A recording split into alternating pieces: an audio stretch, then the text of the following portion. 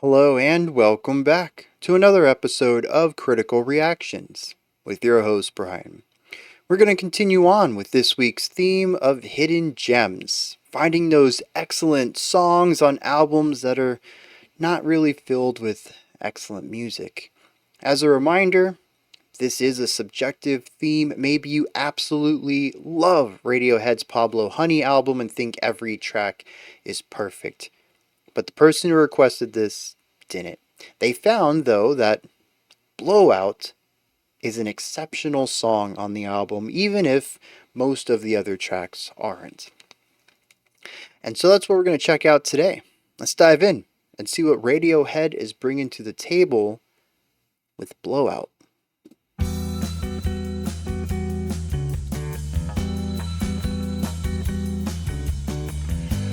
With a title like Blowout, I was expecting some noisy, distorted guitars, blowing out speakers. Not this kind of rockish, smooth jazz.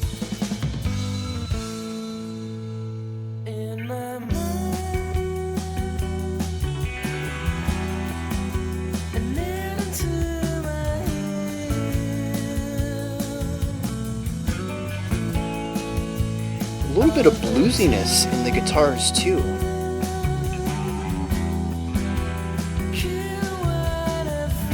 It's the syncopated rhythms on the rhythm guitar with the light drumming that makes me think of something jazz adjacent.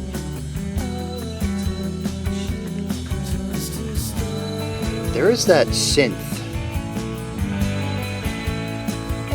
Not too keen on that sounds, but it kind of bleeds into the background.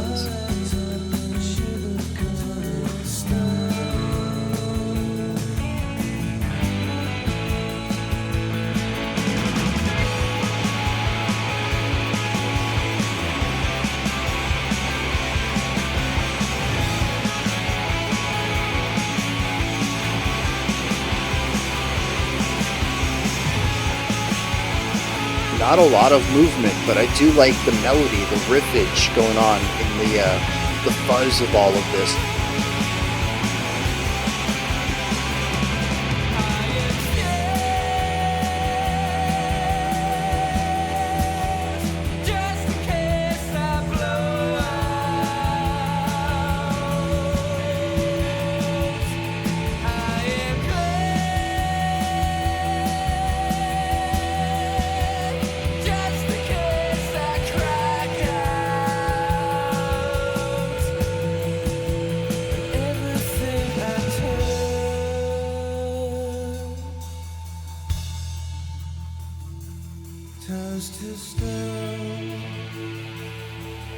Ooh, a little bit of tension here.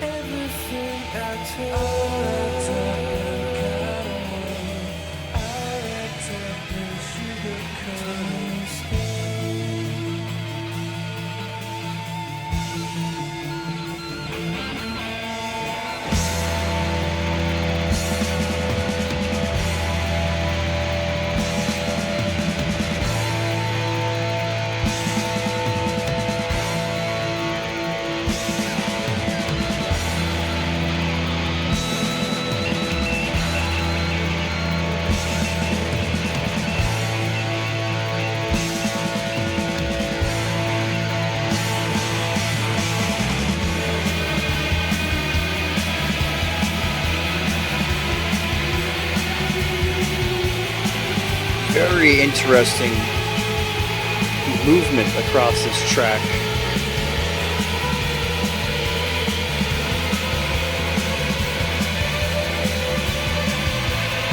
Nice bass presence. Chordal shaping. The drums are doing a variation of some of the earlier lighter stuff. Heavier snare focus. Of course, the guitars, I don't need to comment on that.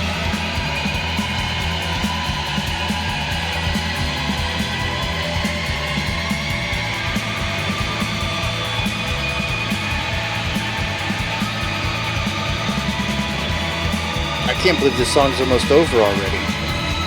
That went by fast.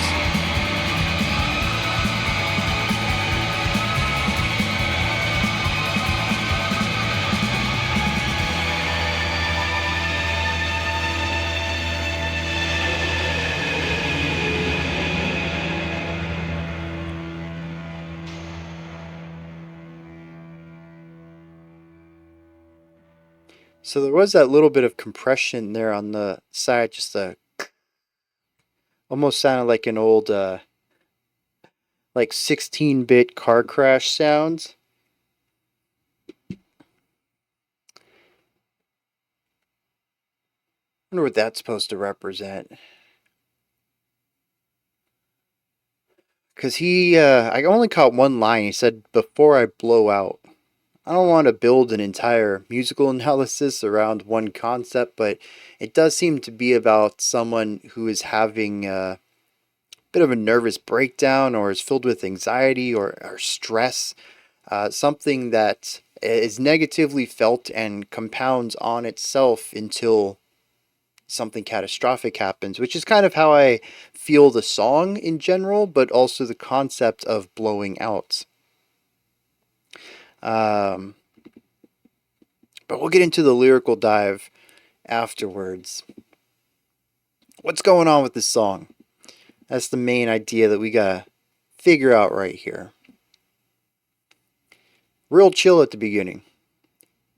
Kind of. Deceptively chill, I think would be the right term for it. When I listen to the guitar, the bass, the drums, yeah, yeah.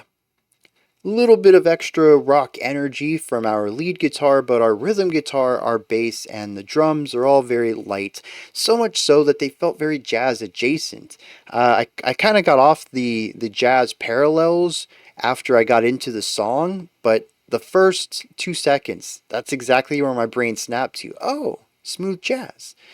It's not smooth jazz, not really, but that was my first parallel there. That's an interesting place for Radiohead. Very light snare work, lots of ride cymbal usage. The bass is sort of, it's really doing chord shaping like it does towards the end of the track too. Not necessarily a walking bass line like you would find in jazz, but not just playing root tones like a lot of rock has. Kind of somewhere in the middle of a moving idea, but a stationary idea. Never really committing really hard to either side. In fact, towards the end of the song, in that heavy, noisy bit, the final minute or so of the song, the bass is only playing three notes, kind of bouncing between the three of them. It definitely gives me an outline of the chord. It gives me a feeling, vague as it is. Three notes don't really make a strong idea of what key we're in, but it does give me a little bit of information harmonically, while still only sticking with three tones. Not a lot of melodic movement there, still very functional and foundational. We can hear a lot of the same stuff happening at the beginning too, where it's not fully melodic, it's not a full riff, but it's not just a single tone either. We do have a guitar off to the side here, giving us some lead stuff that's running counter to both of the vocal tracks. And I think this is something that really stands out to me here in the, well, honestly, all of the parts where there's vocals, but certainly here in the quieter sections. We have one vocal set that is right panned, that feels a little bit more dominant. It's not full belted, fully supported as far as air is concerned. This belted sound, very confident. That's certainly not what it is, but it's more confident than the sound off to the left. That's just this little whisper, almost feels energyless. It feels very unsure of itself. It's quiet. It's interesting to hear these two bounce off of each other. They don't necessarily take turns where one has two beats and the other has two beats, and they kind of trade off every half bar or so. They overlap quite a bit. It feels more like a series of thoughts in your mind, not being able to keep on a single track, but both thought processes kind of becoming overwhelming. There's one other instrument in all of this, though, and it's originally something that I had no understanding of its placement. This synth tone off to the right, just a high pitch, kind of shrill sound, hits the tone, fades. Hits the tone and fades. Over and over and over. I found this to be a little annoying, but I think it works well as some sort of alarm, some sort of antagonistic part of the song. A majority of this music is very calm and inviting, but it's deceptively so. As we see towards the end of the song, noise is all that we have access to. I think that's what's buried beneath this level of calm. And this one synth tone off to the side is the foreshadowing that things are not as they seem. In the bridge, we kind of cut down on some things. It gets quieter, sparser, but there's this guitar off in the corner just making noise, hitting random notes, making chirps and chunks and all sorts of other sounds with, I don't know, different forms of palm muting and picking different parts of the string below the bridge, above the nut. Lots of places where you can strum to get different sounds out of the guitar. And this eventually grows, gets louder and fuller until it is a wall of sounds, of noise. The compression and distortion have reached peaks, and there's almost a point where it feels more like a gazy wall of sound, or something that post-metal would use more so than a rock guitar. It kind of loses its sense of self. We no longer have that nice rhythmic riffage, the syncopated chords that we had from our right guitar. We no longer have any of the melodic riffage we had from our left guitar. In fact, it gets to a point where it's even difficult to hear the strumming itself. All you get is the pitch and the texture of this guitar. It gets louder and louder, and the harmonies of all these sounds become less consonant and more dissonant. I think there's a lot of reverb going on here, so that even 15, 20 seconds after he has strummed something, that tone is still present in this conglomeration of guitarness. And so those notes, whatever chord that might have been that he strummed 10 seconds ago, is still clashing with what he's been strumming through those 10 seconds and what he is strumming now 10 seconds later. And it's what creates all of the clashing tones in this wall of guitarness. The bass is trying their best to keep afloat, trying to lay down harmonic information. As I mentioned, 2 or 3 notes here, kind of shaping out the idea of a chord, not a chord progression, it's just a single idea. The drums are trying to revisit some of that ride cymbal work from the beginning of the track, but the snare is just a loud banging. Complete different idea than the beginning of the song, even though I think it is the same or a similar drum pattern. The vocals are gone at this point, completely drowned out by the noise, the stress, the chaos of the music. Like I said, I only picked up on one line, but I think even without that line, I still would have came to the same conclusion about the music. To me, at least, it's very apparent to see this narrative of a chill surface with something darker beneath, and being overwhelmed by this quiet noise that eventually overtakes everything.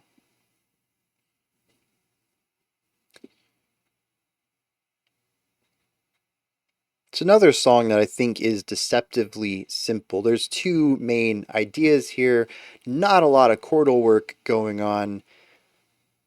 It's all about building the narrative artistically out of these notes. Not through melody, but through the way that the sounds feel in the series that they're delivered in. I'm going to hit some lyrics, see if anything in there is about being swallowed up by negativity or stress or anxiety. And then we're going to wrap this one up. Alright, and this song doesn't have a lot of lyrics. Our verses are 4 very short lines each, and the chorus is one line repeated. Verse 1 says, "In my mind and nailed into my heels all the time, killing what I feel." I don't know about this one. It does show a focus, though. It is not something that is just on his mind, which is a mental focus, but something nailed into his heels, something that is a physical focus. Two reminders on two different planes of existence. He says, all the time, this kills what I feel. So it's talking about someone who feels numb, and anytime they try to ignore that or get better, there are constant reminders on multiple levels of the self about this thing that makes him feel numb.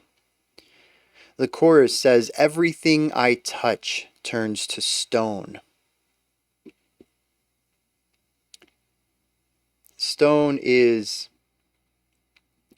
bland, usually gray, might have some sort of texture, but is a rather flat thing. It is not vibrant.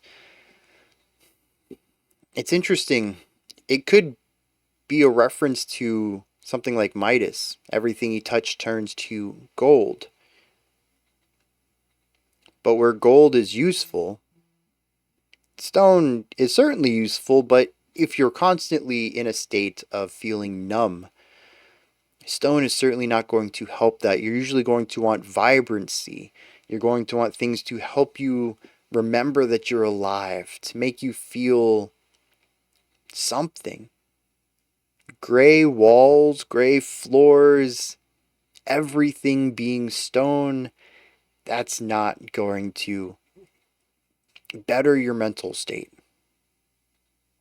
Now, interestingly, I mentioned that there were two vocals here sort of overlapping each other at times. The one says, "Everything I touch turns to stone," but the other says, "All wrapped up in cotton wool, all wrapped up and sugar coated." And I have no idea how to interpret those. The sugar coated one, I mean, I kind of understand that. It appears good on the outside, but on the inside it isn't. Maybe he's saying that this ability to turn things to stone, of making everything in his life bleak, feels good on the surface. Maybe there's some positive component to it, but of course, like everything else, the reality is more bleak. I'm not sure about the cotton wool, though, and what that's supposed to represent or mean.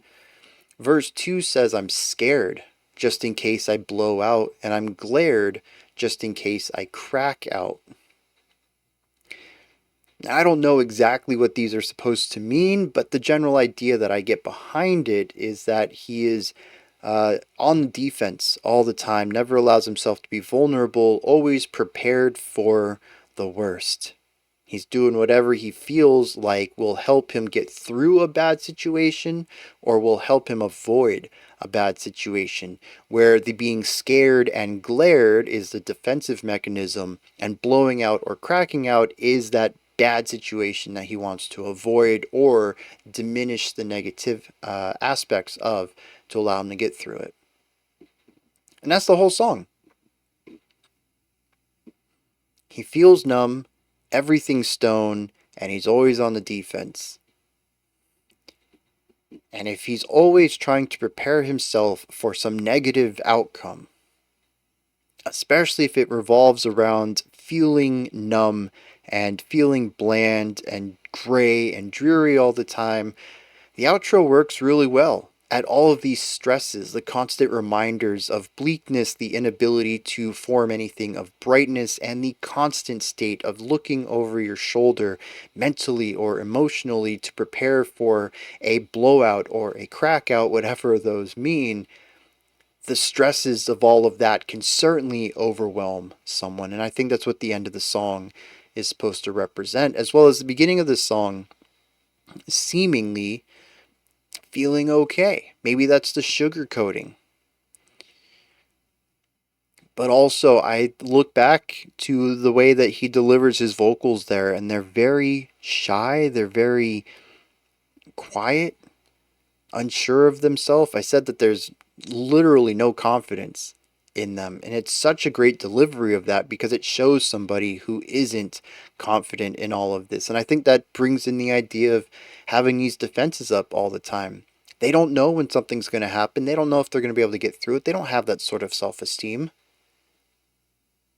So they're always on the defense, just in case, hoping that that makes any future blowout better, even just a little bit.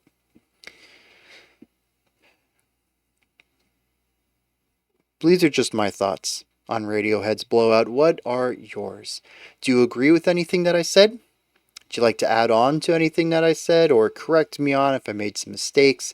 Maybe you have your own interpretation of all of this. Please put all of that and anything else you can think of down into the comments section. Above that, in the description box, you'll find a link to Linktree.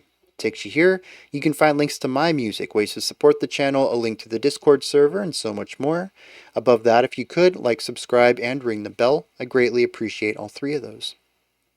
That wraps it up for this one. I'll be back tomorrow, though, 5 p.m. Eastern Standard Time, 9 p.m. UTC as usual.